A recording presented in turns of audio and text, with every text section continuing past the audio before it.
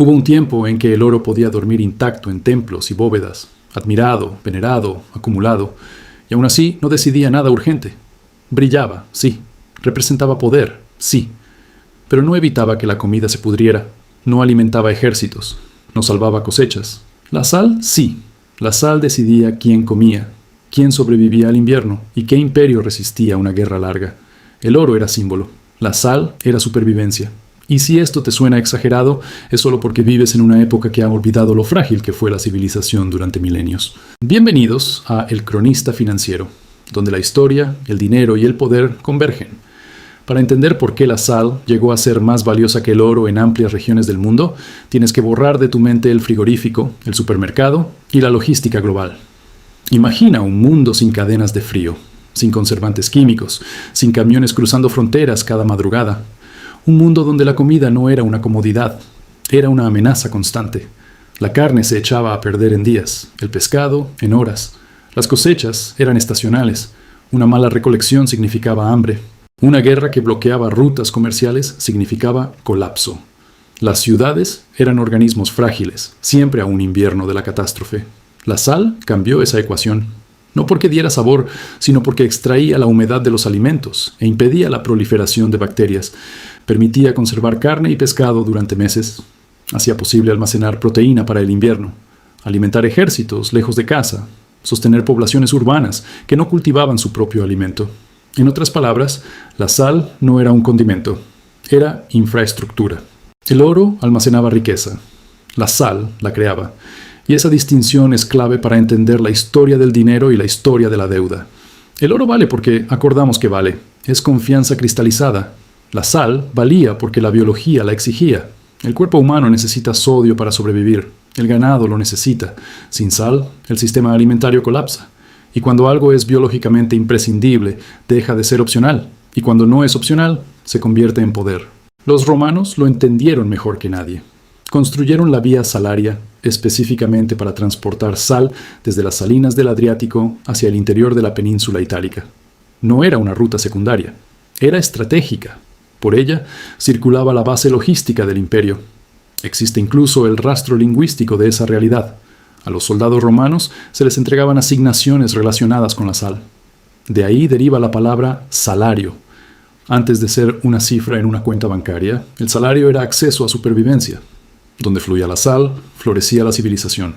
Pero la sal tenía una característica que la convertía en un instrumento perfecto de dinero y poder. Estaba geográficamente limitada. No todas las regiones podían producirla. Algunas dependían de minas, otras de la evaporación del agua marina. Muchas no tenían ninguna fuente propia. Eso hacía que las rutas fueran previsibles, que los puntos de producción fueran escasos y que el control fuera posible. Y donde el control es posible, aparece el Estado. Los gobernantes comprendieron algo que hoy sigue siendo esencial en el sistema financiero explicado con honestidad. Si controlas un bien imprescindible, puedes gravar la supervivencia sin necesidad de confiscar directamente la riqueza visible. La gente puede ocultar ingresos, puede esconder tierras, puede evadir impuestos sobre beneficios, pero no puede dejar de comer. La sal era el producto perfecto para recaudar. Se consumía a diario, en cantidades previsibles, por ricos y pobres. Era esencial, visible e imposible de evitar. En China, desde la dinastía Han, siglos antes de Cristo, existieron monopolios estatales de la sal que financiaron ejércitos, burocracia y expansión territorial. Durante siglos, la historia de la deuda imperial china estuvo vinculada a los ingresos de la sal. No era codicia improvisada, era diseño fiscal estratégico. En Europa medieval, reinos enteros impusieron impuestos estrictos sobre la sal. Regulaban quién podía comprarla, cuánto y a qué precio. El contrabando no era una falta menor, era un ataque directo a la base financiera del Estado, porque cuando tu presupuesto depende de un bien esencial, cualquier fuga amenaza tu estabilidad. El caso más emblemático fue Francia. La gabela, el impuesto sobre la sal, se convirtió en uno de los símbolos más odiados del antiguo régimen. No se aplicaba de forma uniforme. Algunas regiones pagaban más que otras. En ciertos lugares se obligaba a comprar una cantidad mínima anual, aunque no se necesitara. Imagina vivir al límite en una economía rural frágil y que el Estado te obligue a pagar por un producto imprescindible a un precio inflado artificialmente. La sal dejó de ser solo un mineral, se convirtió en humillación. Las personas no se rebelan de un día para otro. Primero contrabandean, luego mienten, después odian. Y cuando el resentimiento se acumula, estalla. La sal no causó por sí sola la Revolución Francesa en 1789, pero enseñó a millones de personas que cuando el Estado monetiza la supervivencia de manera injusta, la legitimidad se evapora más rápido que el agua en una salina. El patrón no era exclusivo de Europa. En África Occidental, caravanas cruzaban el Sahara transportando bloques de sal que se intercambiaban directamente por polvo de oro. En regiones donde el oro era relativamente abundante pero la sal escasa, ambos podían tener valores similares. A ojos modernos parece absurdo. Cambiar oro por sal, pero intenta conservar carne en el Sahel sin sal. El oro no te salvará. La sal determinó rutas comerciales, ubicaciones de ciudades y ascensos y caídas de imperios. Controlar la sal era controlar la logística, y controlar la logística era controlar el poder. No brillaba, no deslumbraba, pero decidía resultados. Durante siglos funcionó, hasta que dejó de funcionar. Y no porque hubiera una revolución mundial contra la sal, no porque su precio colapsara en una burbuja especulativa, sino porque la tecnología cambió las reglas del juego. Refrigeración, enlatado, procesamiento industrial, cadenas logísticas modernas. La relación directa entre sal y supervivencia se rompió. Los alimentos ya no dependían exclusivamente de una salazón agresiva para durar meses. La producción se amplió. El transporte se globalizó. Lo que antes era escaso se volvió abundante. Lo que era imprescindible se volvió invisible. Y cuando algo deja de ser un cuello de botella, deja de ser un arma política. Los estados que habían financiado ejércitos con monopolios de sal los sustituyeron por otros impuestos. Nadie salió a la calle a protestar cuando la sal se abarató, porque la sal barata significaba estómagos llenos. El bien más estratégico de la antigüedad no cayó en desgracia. Simplemente se volvió irrelevante como instrumento de poder. Y aquí es donde esta historia deja de ser arqueología y se convierte en economía explicada para el presente. La sal nunca fue especial por ser blanca o mineral. Fue especial porque estaba en la intersección de tres fuerzas: necesidad, control e invisibilidad. La gente no pensaba en ella hasta que faltaba. El Estado no anunciaba su dependencia de ella. Y cuando el acceso se restringía, el impacto era inmediato y humano. El hambre no negocia ideologías. Ese patrón no murió con la sal. Se repitió. Y se sigue repitiendo.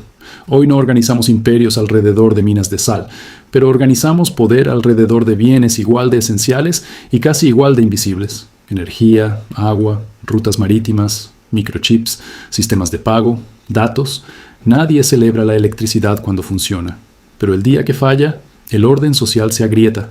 Nadie aplaude la logística cuando los supermercados están llenos, pero recuerda el pánico durante interrupciones globales recientes, estanterías vacías y miedo colectivo. La estabilidad psicológica depende de que los esenciales fluyan sin fricción. Y cuando dejan de hacerlo, aparece la inflación explicada en carne viva. La inflación no duele más cuando suben los relojes de lujo. Duele cuando sube el pan, cuando sube la energía, cuando el alquiler devora un porcentaje creciente del ingreso, cuando llenar el depósito o el carrito del supermercado se convierte en cálculo angustioso. Entonces la supervivencia se encarece. Y cuando la supervivencia se encarece, la política se vuelve inestable. No es teoría, es patrón histórico. Desde crisis de deuda soberana en América Latina hasta episodios como el corralito argentino en 2001, el punto de ruptura siempre aparece cuando la población siente que el sistema financiero explicado en discursos oficiales ya no protege lo básico. Cuando el acceso al propio dinero se restringe, cuando el poder monetiza la necesidad sin ofrecer estabilidad a cambio. La historia del dinero es también la historia de qué bienes se vuelven imprescindibles y quién los controla. La sal enseñó a los estados una lección temprana. Puedes grabar la supervivencia, pero si te excedes, pierdes legitimidad. Hoy, los bienes estratégicos no son bloques de sal en caravanas. Son mercados energéticos, deuda pública, infraestructura digital, sistemas bancarios interconectados. El capitalismo explicado sin romanticismo revela lo mismo que la sal en la Edad Media. El poder real no está en lo que deslumbra, sino en lo que sostiene. El oro fascina, las acciones entusiasman, la especulación entretiene, pero el verdadero poder está en la infraestructura aburrida que nadie mira, hasta que falla. Y aquí es donde esta historia toca las finanzas personales y la libertad financiera de manera directa. La mayoría cree que la independencia financiera consiste solo en acumular activos, en tener más propiedades, más inversiones, más rentabilidad. La historia sugiere algo más incómodo. La verdadera libertad monetaria empieza reduciendo la dependencia de sistemas frágiles. Cuando tus costes de supervivencia son bajos y previsibles, tu margen de maniobra crece. Puedes invertir con calma. Puedes practicar inversión consciente. Puedes planificar a largo plazo. Cuando todo tu ingreso se va en sobrevivir, no hay planificación patrimonial posible. No hay gestión de capital estratégica, solo urgencia. Los imperios que entendieron la sal protegieron primero las rutas del grano antes de acuñar monedas. Sabían que sin continuidad no hay riqueza que dure. Lo mismo aplica a nivel personal. La mentalidad financiera sólida no comienza soñando con el próximo activo especulativo. Comienza preguntándote, ¿qué parte de mis ingresos depende de sistemas que no controlo? ¿Cuánto me costaría sobrevivir si el entorno se vuelve hostil? ¿Estoy construyendo deuda cero o estoy hipotecando mi estabilidad futura? La independencia económica no es solo generar más dinero, es reducir vulnerabilidades. La sal no prometía riqueza, prometía continuidad, y la continuidad es la base de cualquier sistema estable.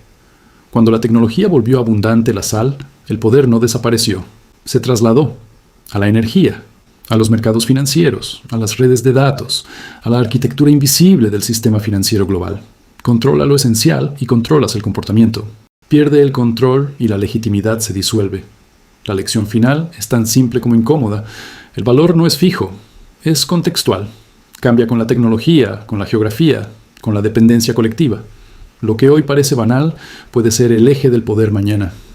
Lo que hoy parece imprescindible puede volverse irrelevante. Los imperios no ascendieron porque tuvieran más oro. Ascendieron porque entendieron que no podían permitirse perder. La sal decidió quién comía, quién marchaba, quién resistía. Hoy ya no intercambiamos sal por oro, pero seguimos viviendo dentro de un sistema donde alguien controla los equivalentes modernos de la sal. La historia no se repite, pero rima, y si no la entiendes te aplasta igual. Si esto cambió tu forma de ver el dinero, el poder y tu propia estrategia de riqueza, suscríbete. La historia tiene las respuestas, y yo te mostraré los lugares donde nadie quiere que mires.